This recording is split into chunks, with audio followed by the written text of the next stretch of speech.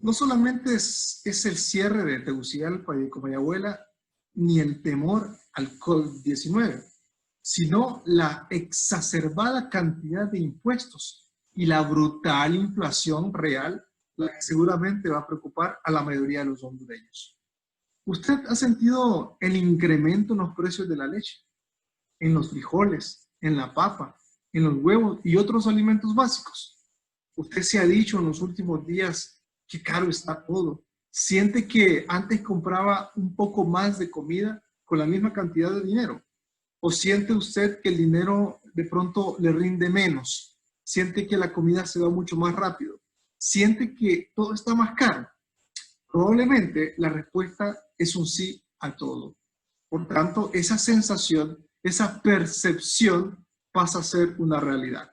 De hecho, el precio de las cosas está en aumento. Un ejemplo es que el litro de leche UHT semidescremada antes de la pandemia rondaba más o menos 27 lempiras. Y hoy anda cerca de 35 lempiras más impuestos sobre venta en diferentes partes del país. ¿Acaso eso no es inflación? En marzo del 2020, el índice de precios al consumidor mostró una variación mensual de 0,3%, explicada principalmente por el alza de los precios de algunos alimentos en las 2 últimas semanas del mes, dadas las restricciones sobre todo a la movilización y la comercialización debido al brote de COVID-19. Y hoy, más que nunca, esto lo veremos una vez más.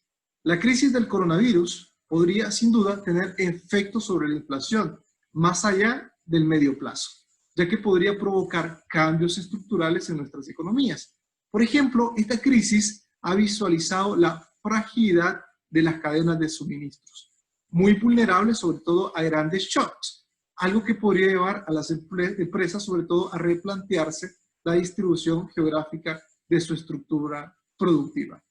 Finalmente, esta crisis también podría tener un impacto duradero sobre el comportamiento de consumidores y empresas, que se podrían volver más cautos en sus decisiones de consumo e inversión, o en algunos casos modificar los bienes que conforman nuestra canasta básica. Oliver Blanchard, miembro del Instituto Peterson de Economía Internacional, ha analizado las posibilidades de la economía post-COVID-19, que pueden ir de una inflación gigante a una deflación impactante. Sin embargo, ese autor ha definido ciertas condiciones que, de darse, podrían determinar el escenario negativo de alta inflación, al que asigna una alta probabilidad de que ocurra en países como el nuestro. Este escenario requeriría la combinación de 3 elementos, que ya se están dando al menos 2 de ellos en Honduras. El primero, un aumento significativo del indicador deuda versus Producto Interno Bruto. El segundo, un aumento muy significativo en la tasa de interés neutral y el dominio de la política fiscal sobre la política monetaria, que lo estamos viendo en este momento.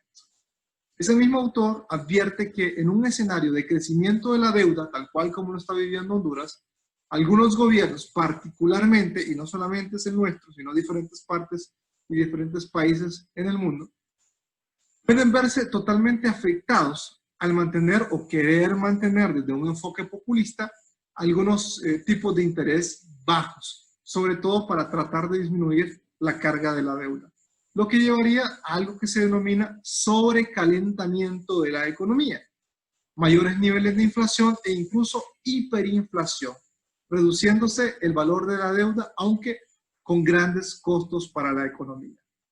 El problema se va a agudizar cuando quieran emitir más dinero y lo vamos a ver dentro de poco. Por ejemplo, cuando veamos circular el famoso billete de 200 lempiras o cuando quieran proponer uno de 1000 lempiras.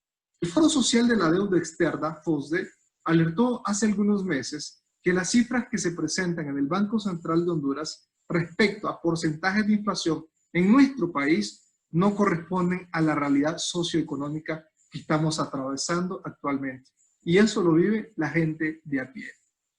Indistintamente de ello, la gente siente y vive la realidad.